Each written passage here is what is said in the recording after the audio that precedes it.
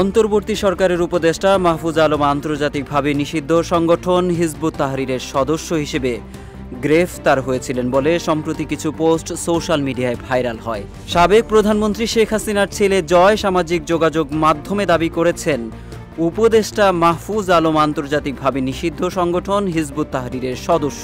তবে সেই দাবিটি যে ভুয়া তা ইতোমধ্যেই নিশ্চিত করেছে ফ্যাক্ট চেকিং প্রতিষ্ঠান রিউমার স্ক্যানার। রিউমার স্ক্যানার তাদের প্রতিবেদনে লিখেছে, সম্প্রতি সাবেক প্রধানমন্ত্রী শেখ হাসিনার পুত্র সজীব ওয়াজেদ জয় সোশ্যাল মিডিয়ায় একটি ভিডিও লিঙ্ক শেয়ার করে অন্তর্বর্তীকালীন সরকারের উপদেষ্টা মাহফুজ আলমের বিষয়ে দাবি করেন যে মাহফুজ অনেক বছর আগেই আন্তর্জাতিকভাবে নিষিদ্ধ সংগঠন হিজবুত তাহরীরের সদস্য হিসেবে গ্রেফতার হয়েছিলেন। ফেসবুক পোস্টের ক্যাপশনে জয় বিস্তারিত ওই ভিডিওতে পাওয়া যাবে বলে উল্লেখ করেন।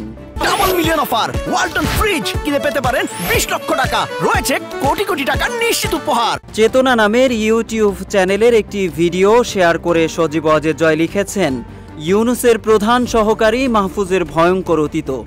ভিডিওটিতে দেখা যায় 2019 সালে হিজবুত তাহরীরের নেতা হিসেবে আব্দুল্লাহ আল মাহফুজ নামের এক ব্যক্তিকে আটক করা হয়েছে, যার নামের সাথে উপদেষ্টা মাহফুজ আলমের নামের কিছুটা মিল রয়েছে। আটক হিজবুত তাহরীরের নেতা আব্দুল্লাহ আল মাহফুজকে উপদেষ্টা মাহফুজ আলম হিসেবে দেখানো হয়েছে ভিডিওটিতে। ফ্যাক্ট চেকিং প্রতিষ্ঠান রিউমার স্ক্যানার ইতোমধ্যে এই দাবিটি ভুয়া হিসেবে চিহ্নিত করে প্রতিবেদন প্রকাশ করেছে, অর্থাৎ জয়ের প্রচারিত ভিডিওটি ভুয়া। এর আগে উপদেষ্টা মাহফুজ আলমের গ্রেফতারের ভুয়া তথ্যটি ছড়িয়ে পড়লে রিউমার স্ক্যানার জানায়, গত 4 নভেম্বর প্রকাশিত ফ্যাক্ট চেক প্রতিবেদনে রিউমার স্ক্যানার জয়ের দাবিকে মিথ্যা হিসেবে চিহ্নিত করে। তারা জানায় 2019 সালে গ্রেফতার হওয়া আব্দুল্লাহ আল মাহফুজ এবং উপদেষ্টা মাহফুজ আলম দুজন সম্পূর্ণ আলাদা ব্যক্তি। নামের মিল থাকায় তাদের একই ব্যক্তি হিসেবে ভুলভাবে উপস্থাপন করে অপপ্রচার চালানো হচ্ছে। এছাড়া তারা আরও জানায়, 2 মাহফুজের ছবি, জেলা, বয়স ইত্যাদি যাচাই করে দেখা যায় তারা দুজন সম্পূর্ণ ভিন্ন ব্যক্তি। এর আগে গত অক্টোবরের শুরুর দিকে নির্বাসিত বাংলাদেশি লেখিকা তাসনিমা নাসরিনও মাহফুজ আলমকে হিজবুত তাহরীরের সদস্য উল্লেখ করে পোস্ট করেন। সেখানে তিনি 2019 সালে প্রকাশিত দৈনিক বিজনেস স্ট্যান্ডার্ডের একটি লিঙ্ক শেয়ার করেন।